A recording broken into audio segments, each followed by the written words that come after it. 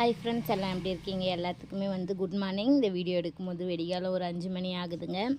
நம்ம இப்போ என்ன பார்க்க போகிறோன்னா, லைனிங் ப்ளவுஸுங்க. சிம்பிளாக ஒரு லேஸ் வச்சு குட்டியாக ஒரு டிசைனில் ஒரு லைனிங் ப்ளவுஸ் பார்க்க போகிறோம். இந்த ப்ளவுஸோடைய ரேட் 250 ரூபா. இந்த ப்ளவுஸ் தைச்ச நேரம் 1 மணி நேரங்க. இந்த ப்ளவுஸை எவ்வளோ அழகாக எவ்வளோ சிம்பிளாக முடிக்கிறேன் பாருங்கள். ஏன்னா இது அவசரம்னு சொன்னாங்க. வெடிகாலம் 6 மணிக்கு வேணும்னாங்க. நான் 5 மணிக்கு தாங்க ஏஞ்சி தைச்சேன். ஏன்னா முன்னாள் நைட்டு தைச்சிருந்தது ரொம்ப டயர்டாக இருந்துச்சுங்க. முன்னாடி நம்மளால் தைக்க முடியல. அதனால் நான் தைக்கிறேன். 250 ரூபா அப்படின்றது இப்போ இந்த டைமில் நம்மளுக்கு எவ்வளோ பெரிய விஷயங்க. இந்த 1 ஹவர் நான் 1 மணி நேரம் அந்த மிஷினில் உட்காந்து என்னுடைய எல்லா உறுப்புகளையும் கை, கால், மைண்டு, கண், காது எல்லாத்தையுமே உன்னிப்பாக வச்சு நான் தைச்சினா தாங்க இந்த ப்ளவுஸ் என்னால் தைக்க முடியும். அது கூட அவங்களுக்கு கரெக்டாக தைக்க முடியும். இந்த அமௌண்ட்டை நான் எப்படி சேவ் பண்ணணும் அப்படின்னா, நான் 250 ஒரு நாளைக்கு நான் குறைஞ்சபட்சம் ஒரு 5 லைனிங் ப்ளவுஸ் தைக்கிறேங்க. 5 லைனிங் ப்ளவுஸோடைய ரேட் 1000 ரூபா, 1200 ரூபாங்க. 250 ரூபானா நீங்கள் 1000 ரூபானே வச்சுக்கோங்க. 1000 ரூபாயில் ஒரு 800 ரூபா என்னுடைய மெயின்டெனன்ஸ் செலவு இருக்குங்க. நம்ம வீட்டில் பார்க்குற செலவுகள், நம்மளுக்கு 1000 செலவு இருக்கும்ல, அதில் நம்ம சேவிங்னு ஒரு 200 ரூபாய் இதிலேருந்து நம்ம எடுத்து வச்சா மட்டும்தாங்க நம்ம இப்போ நான் எழுந்திரிச்சு உட்காந்து தைச்சேன் பாருங்கள், இதோடைய சேவிங் எனக்கு கிடைக்கும். நான் 1000 ரூபாய் சம்பாரித்து 1000 ரூபாயும் செலவு பண்ணேன்னா இதுக்கு நான் வெயிட் பண்ணி இவ்வளோ கஷ்டப்பட்டு நான் ட்ரெஸ்ஸை வாங்கி தைக்கணும்னு அவசியமே கிடையாது. நான் மட்டும் கிடையாது, வீட்டில் இருக்கிற எல்லா பெண்களும் சொல்கிறேன், ஹவுஸ் ஒய்ஃப் சொல்கிறேன், காலேஜ் போகிற பசங்க சொல்கிறேன். எப்படியா இருந்தாலும் அவங்கக்கிட்டேயும் கொஞ்சம் அமௌண்ட் இருக்கும். அந்த கொஞ்சம் அமௌண்ட்டில் நம்ம கொஞ்சமாக சேவ் பண்ணலாங்க.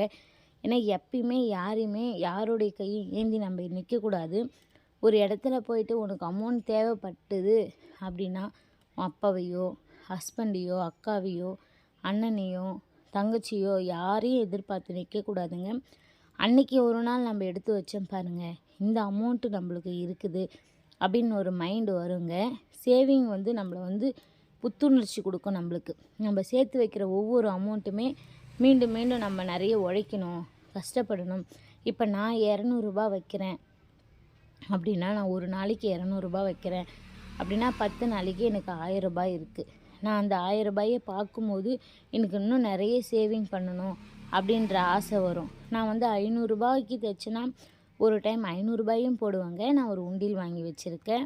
எனக்கு நிறைய ஒர்க் இருக்குது, நிறைய செலவு இருக்குது, நிறைய பிரச்சனை இருக்குது. இதையும் மீறி நான் ஒரு உண்டியல் வாங்கி வச்சுருக்கேன். அந்த உண்டியலில் நான் போகிற அமௌண்ட்டுங்க, ஒரு டைம் அதிகமாக வருமானம் வர மாதிரியா இருந்தால் 500 ரூபா போடுவேன். கம்மியாக வர மாதிரியா இருந்தால் அதுக்கு தகுந்த மாதிரி போடுவேன். அந்த குட்டி குட்டி பிரச்சனை ஏன் நிறுத்திட்டு நான் அதில் அமௌண்ட் போடுறேன்னா, அந்த அமௌண்ட்டு இது என்னது இல்லைங்க. நான் யோசிக்கிற ஒரே ஒரு விஷயம் அது மட்டும்தாங்க. நான் எடுத்து வைக்கிற ஒவ்வொரு அமௌண்ட்டும் அது எனது கிடையாது. நான் செலவு செய்கிற ஒவ்வொரு அமௌண்ட்டு மட்டும்தாங்க எனது. நான் அது மாதிரி தாங்க எடுத்து வச்சுருக்கேன். அது மாதிரி தான் கொஞ்சம் கொஞ்சமாக நான் செய்கிற மாதிரி எல்லா பெண்களும் இருக்கணும்னு நான் சொல்லலை. யாரையுமே எதிர்பார்த்து இருக்கக்கூடாது இல்லைங்களா? ஒரு இடத்துக்கு போகிறோம், அட்லீஸ்ட் ஒரு கோவிலுக்கு போகிறோம், அந்த இடத்துல ஒரு தேங்காய் பழம் வாங்க கூட நம்மக்கிட்ட ஒரு அமௌண்ட் இருக்கணும் இல்லைங்களா? அப்போ போயிட்டு நம்ம ஹஸ்பண்ட் தான் தருவாங்க, அவர்கிட்ட வாங்குங்க அப்படின்னு சொல்லி நம்ம அந்த இடத்துல நிற்க முடியாது. ஒரு ஷாப்பிங் போகிறோம், அந்த இடத்துல நம்மளுக்கு ஒரு டீ வேணும், ஒரு காப்பி வேணும், இல்லை அந்த இடத்துல பிடிச்ச ஏதோ ஒரு பொருள் நம்மளுக்கு வேணும். அவர்கிட்ட சொன்னால் அது வேணான்னுவார். ஆனால் அது நம்மளுக்கு தேவை இல்லைங்களா? அந்த அமௌண்ட்டு நம்மள்தான் இருக்கணும். நம்மளுக்கு பிடிச்சதை வாங்கணும் அப்படின்னும் போது அதோடைய அமௌண்ட்டு நம்மளுதான் இருக்கணும். அது நம்ம கஷ்டப்பட்டு உழைச்சி சேவ் பண்ண அமௌண்ட்டாக இருக்கணும். சிறு துளியே பெரு வெள்ளம் அப்படின்னு சொல்லுவாங்க. நம்ம எடுத்து வைக்கிற சின்னது 1 ரூபா, 2 ரூபா, 10 ரூபா, இது கூட ஒரு அமௌண்ட்டு தாங்க. இது கூட கடைசியில் கிடைக்காத ஒரு அமௌண்ட்டு தாங்க நம்மக்கிட்ட இல்லைங்களா? எல்லாத்தையுமே நான் சொல்கிற ஒவ்வொரு விஷயம், நீங்கள் சம்பாதிக்கிற ஒவ்வொரு ரூபாயிலுமே 1 ரூபாய் எடுத்து வைங்க. அந்த 1 ரூபாய் எடுத்து வைக்கும் போது நம்மளுடைய சேவிங்கும் நம்மளுடைய உழைப்பும் அதில் இருக்குங்க. அப்போ தான் தோணும், இது என்னுடைய கஷ்டப்பட்டால் தான் முன்னேற முடியும். இப்போ ஹஸ்பண்ட் நம்மக்கிட்ட ஒரு 1000 ரூபாய் கொடுக்குறாரு அப்படின்னா அந்த 1000 ரூபாய் நம்ம தாராளமாக செலவு பண்ணிவிடுவோம் பண்ணிவிட்டு அவர்கிட்ட கேட்போம். இதே நாம் கஷ்டப்பட்டு உழைக்கிற காசாக இருந்தால் இந்த 1000 ரூபாய் சம்பாதிக்கிறதுக்கு நான் எவ்வளோ கஷ்டப்பட்டேன் இல்லைங்களா? இந்த 1000 ரூபாய் நான் எப்படி செலவு பண்ண முடியும் அப்படின்னு தோணும் நம்மளுக்கு. அப்படின்னு தோணும் போது அவர் சம்பாதிக்கிறதும் சம்பாதினை தான், நாம் சம்பாதிக்கிறதும் சம்பாதினை தான். எல்லாமே காசு தாங்க. மளிகை சாமானுங்க காசு கொடுத்தா கூட உங்களால் முடிஞ்ச அளவுக்கு கொஞ்சம் சேர்த்து வைங்க. ஒரு 20 ரூபா, ஒரு 30 ரூபா, அது மாதிரி சேவிங் கொண்டு போகிற இடத்துல தாங்க நம்மளுக்கு சேவிங் அமௌண்ட் அதிகமாக கிடைக்கும். அதுக்கு தாங்க நான் சொல்கிறேன். இந்த வீடியோவில் நான் என்ன சொல்கிறேன்னா, நான் வந்து 1 ஹவரில் தைச்ச இந்த 250 ரூபாயே எனக்கு எவ்வளோ சேவிங் கொடுக்குது. இது வந்து என்னால் தைக்க முடியாதுன்னு நான் சொல்லலாம். நான் காலையில் 6 மணிக்கு நான் எழுந்திருக்கிறேங்க.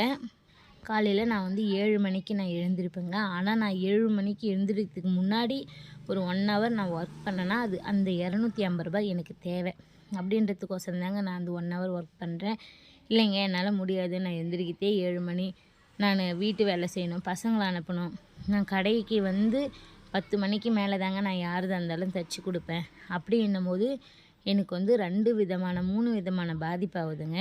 ஒன்று, கஸ்டமர் வரமாட்டாங்க, திரும்பவும் நம்ம கடைக்கு கஸ்டமர் வரமாட்டாங்க. இன்னொரு விஷயம் என்னன்னா, இந்த சேரீ நான் தைக்கிற ப்ளவுஸ் வந்து நம்ம கடையிலே பர்ச்சேஸ் பண்ண ப்ளவுஸு, அதை நாம் தான் எப்படி இருந்தாலும் தைச்சி கொடுக்கணும். அப்படி தைச்சி கொடுக்கும்போது கஸ்டமரும் நம்ம கூட இருப்பாங்க, நம்ம கடையிலையும் வியாபாரம் ஆகும், நம்மளுக்கும் அமௌண்ட் வருதுங்க இல்லைங்களா? நான் வந்து சின்னதாக என்னால் முடிஞ்சது ஒரு கல்யாண் ஜுவல்லர்ஸு நகை கடையில் ஒரு நகைச்சீட்டு போட்டிருக்கேங்க.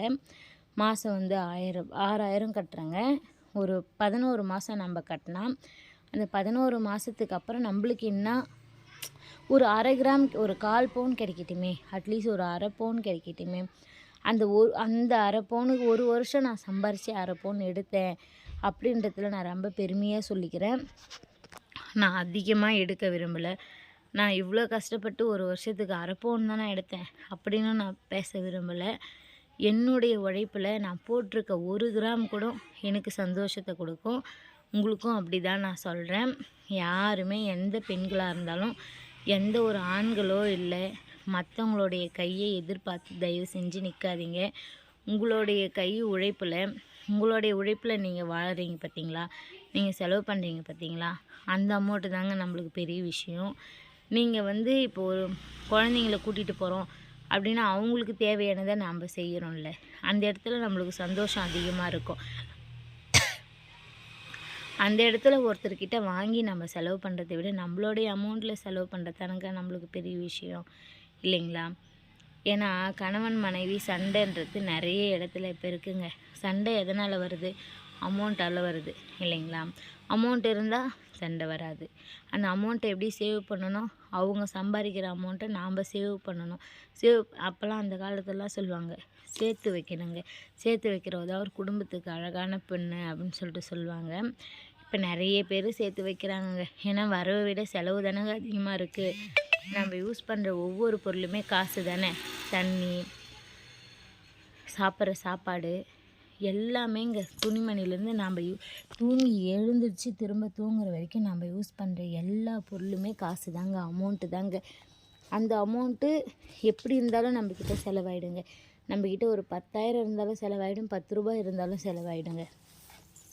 நம்மளால் முடிஞ்சதே நம்ம நிறுத்தி நம்ம தேவையை நம்ம நிறைவேற்றிக்கணும் இல்லைங்களா? அந்த விஷயத்த சொல்கிறதுக்கு தாங்க இந்த வீடியோ. நான் வந்து பப் ஸ்லீவ் தாங்க வைக்கிறேன். பானைக்கு கேட்டிருந்தாங்க, அழகாக குட்டி குட்டியாக ஒரு ஸ்லீவ் தான் கேட்டிருந்தாங்க. ரொம்ப பெருசாலாம் கேட்க கிடையாது, முடிஞ்ச அளவுக்கு சின்னதாக கேட்டிருந்தாங்க. நானும் முடிஞ்ச அளவுக்கு சின்னதாக தான் கொடுத்துருக்கேன். ஏன்னா அதிகமாக இல்லை அவங்களுக்கு கிளாத்துக்கு தகுந்த மாதிரி நான் கொடுத்துருக்கேன் அவங்களுக்கு. நீங்களே பாருங்கள் அது எப்படி இருக்குன்னு சொல்லிவிட்டு.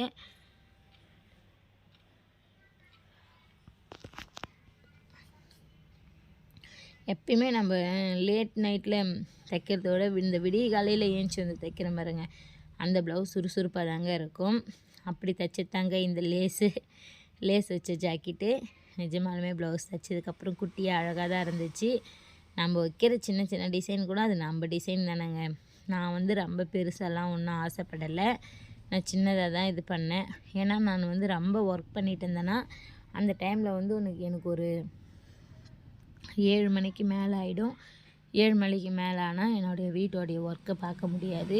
இப்போ நான் என்னுடைய வீட்டோடைய ஒர்க்கு பார்க்கணுன்னா 1 ஹவரில் இந்த ப்ளவுஸை நான் முடிச்சாகணும். அந்த 1 ஹவருக்கு சின்னதாக ஒரு டிசைன் வேணும். அப்படியாப்பட்ட டிசைன் தான் இது. அப்படி தைச்ச ப்ளவுஸ் தாங்க இது. இந்த வீடியோ பிடிச்சிருந்தா நம்ம சேனலை சப்ஸ்கிரைப் பண்ணுங்கள். ரேகா துரைமுருகன் யூடியூப் சேனலை சப்ஸ்கிரைப் பண்ணி பார்க்கும்போது நான் போடுற ஒவ்வொரு வீடியோவுமே உங்களுக்கு வந்து கவர் ஆகி வருங்க. ஏன்னா நான் சேமிக்கிற சின்ன சின்ன விஷயத்த கூட உங்ககிட்ட நான் ஷேர் பண்ணிக்கிறேன். உங்களால் பக்கத்தில் இருக்கிற கல்யாண ஜுவல்லர்ஸோ இல்லை ஏதோ ஒரு கடையில் கூட நம்மளால் போட முடியல அப்படின்னா தனியாக ஒரு உண்டியல் வாங்கி வச்சுக்கோங்க. அந்த உண்டியலில் உங்களால் முடிஞ்ச அமௌண்ட், இப்போ ஒரு 100 ரூபாய் எடுத்துன்னு கடைக்கு போகிறீங்களா, ஒரு 10 ரூபா மீறும், 5 ரூபா மீறும், 2 ரூபா மீறும், அது எடுத்துகிட்டு வந்து அப்படியே அந்த உண்டியலில் போடுங்க. அந்த உண்டியலில் போடும் போது ஒரு மாதமோ 2 மாதமோ உங்களுக்கு ஏதோ ஒரு தேவை வருது. அந்த தேவை எப்போ நம்மக்கிட்ட அமௌண்ட் இல்லை அப்படின்னும் போது அந்த அமௌண்ட் உங்களுக்கு வந்து உதவி பண்ணுங்க. ஏன்னா எனக்கு நிறைய பண்ணியிருக்கு, எனக்கு நிறைய செஞ்சுருக்கு. அதை உங்கள் கூடயும் ஷேர் பண்ணிக்கலாம் தாங்க இந்த வீடியோ. ப்ளவுஸ் முடிஞ்சிடுச்சு. ப்ளவுஸ் முடிஞ்சோடனே அளவு செக் பண்ணிவிட்டு ப்ளவுஸுக்கு சுங்கு வைக்கணுங்க. சுங்கு வச்சுட்டு ஊக்ஸ் கட்டணுங்க. இவ்வளோ வேலை இருக்குங்க ஒரு ப்ளவுஸு தைக்கிறது கூட ஈஸியாக தைச்சிடலாங்க. அதுக்கு வந்து சுங்கு வச்சுட்டு கொக்கி கட்டணும் பாருங்கள், அதுதாங்க இருக்கிறதுலே பெரிய விஷயமே. முடிஞ்ச அளவுக்கு என்னுடைய டிசைன் பிடிச்சிருக்கா பாருங்கள். பிடிச்சிருந்தா ஒரு லைக் பண்ணுங்கள். வேறு எதுனா உங்களுக்கு டவுட்டாக இருந்தால் ஒரு கமெண்ட் பண்ணுங்கள். ப்ளவுஸோடைய டிசைன் பப் ஸ்லீவ், பானைக்கு சின்னதாக ஒரு லேஸுங்க. இது மாதிரி வச்சு தைச்சா ப்ளவுஸ் வாபா அவங்க கேட்ட மாதிரியே நான் வச்சு ஃபினிஷ் பண்ணிட்டேன். 1 ஹவரில் 250 ரூபாய் நான் வாங்கிட்டேன்.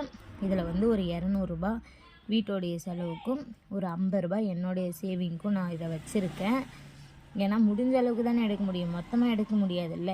தனிப்பட்ட சேவிங்னு ஒன்று இருக்குல்ல. ப்ளவுஸ் பிடிச்சிருந்தா ஒரு லைக் பண்ணுங்கள், சப்ஸ்கிரைப் பண்ணுங்கள். நம்ம ரேகா துரைமுருகன் யூடியூப் சேனலை சப்ஸ்கிரைப் பண்ணுங்கள். தொடர்ந்து நான் போடுற ஒவ்வொரு மோட்டிவேஷன் வீடியோவிலேருந்து தைக்கிற வீடியோவிலேருந்து எல்லாமே உங்களுக்கு வருங்க. பஃப் வச்சுட்டேன் பாருங்கள். பஃப் வச்சுட்டு நாட் வைக்க பார்த்தா அவ்வளோ ஒரு அழகாக இருந்துச்சுங்க ப்ளவுஸு.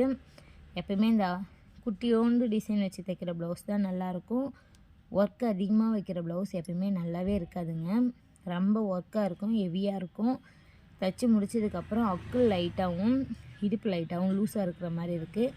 அதை நான் பிடிக்கிறேங்க. அதை நான் பிடிச்சிட்டு நாட் வைக்கிறேங்க. ஏன்னா நம்ம அவங்களுக்கு கொடுக்கறதுக்கு முன்னாடியே எல்லா பிரச்சனையுமே இதில் செக் பண்ணிக்கணும். அளவு ப்ளவுஸை வச்சு ஒரு ஈடு வந்து நம்ம என்ன பண்ணோம், ஏது பண்ணோம், அதில் தப்பு என்ன பண்ணியிருக்கிறோமா அப்படின்றதையும் செக் பண்ணி எடுத்துக்கோங்க. நான் இந்த சேரீ ஓரடிக்கிறேன் பாருங்கள். இந்த லைட் ப்ளூ கலர் சேரீ தாங்க அவங்களுடைய சேரீ ஓரடிக்க மறந்துட்டேன். இவங்க வந்து நம்ம கடையிலே எடுத்திருக்காங்கங்க. அந்த சேரீயும் ப்ளவுஸும் அவங்களுடைய கல்யாணத்துக்கோசரம் எடுத்திருக்காங்க. ப்ளவுஸ் வந்து டிசைன் காமிக்க முடியல, ஏன்னா அவங்க ப்ளவுஸ் வாங்கிட்டு போயிட்டாங்க. வீடியோ பிடிச்சிருந்தா ஒரு லைக் பண்ணுங்கள், சப்ஸ்கிரைப் பண்ணுங்கள். பாய்.